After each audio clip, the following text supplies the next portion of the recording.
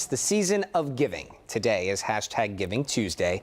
It all started as a tag on social media back in 2012. The purpose is to counter consumer advertising campaigns with appeals for charitable giving. Joining us live this morning is Red Cross spokesperson Vanessa Valdez.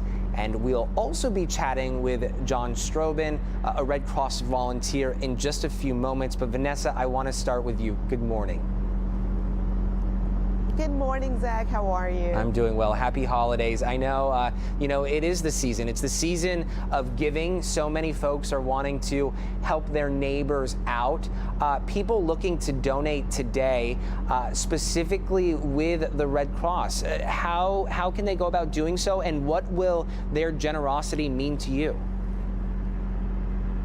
Yeah, so we are asking, like you said, people to open up their hearts during this holiday season and please donate to us. One of the things that we've just started is our Pack the Herb campaign. So our Pack the Herb, our herbs, our emergency response vehicles, are vehicles that go out into the community when disasters strike, and those are the beacon of hope. Those are the ones that bring food or blanket or whatever necessities the community might need at time of need. So they are extremely, extremely important, but we need the community's help to be able to buy those supplies, to be able to put in these vehicles so we can help our fellow neighbors. Yeah, absolutely. I know these are vital during times of disasters. Tell us, when that goes into action, what does that look like? How does that translate into helping your neighbors?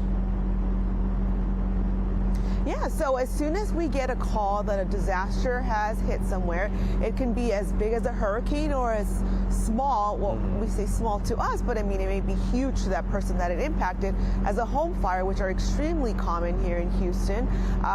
We go out, we take our emergency response vehicles, and in them we have blankets, we have snacks, we have water, we have care kits for the community that we can be able to give them to maybe just start a little bit of the recovery process until we can maybe get their information and start financial assistance. Yeah, and if it's not us today, it could be us tomorrow.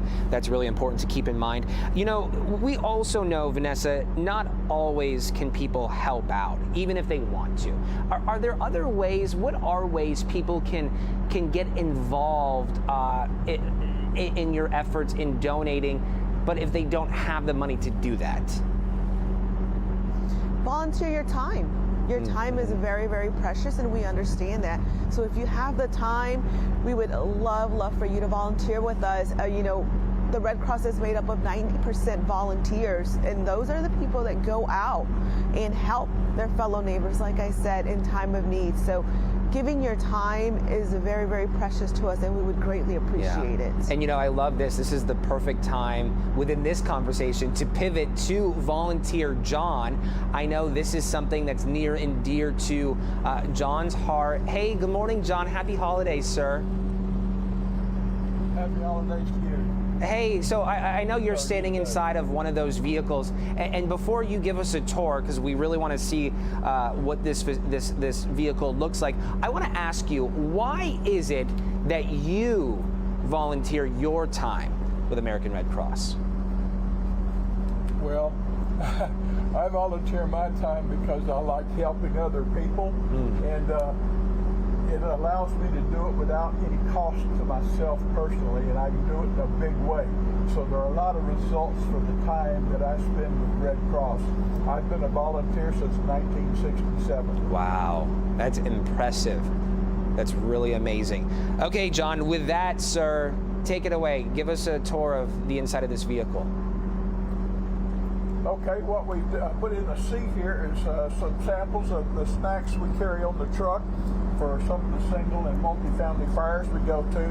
Also, sometimes when a person comes out of their house, they may not have any clothes, and so they can get wrapped in a blanket. Not only that, but if we open the shelter, we hand out these blankets too. We go through a lot of blankets. We provide some of the fire departments with cases of blankets so that whenever they get to the scene before we do and they have people come out, they can wrap them in blankets and cover them up. The big red canisters you see here are what we call Cambros. We load those with food. One will have a protein in it, one will have a vegetable, and one will have a dessert in it.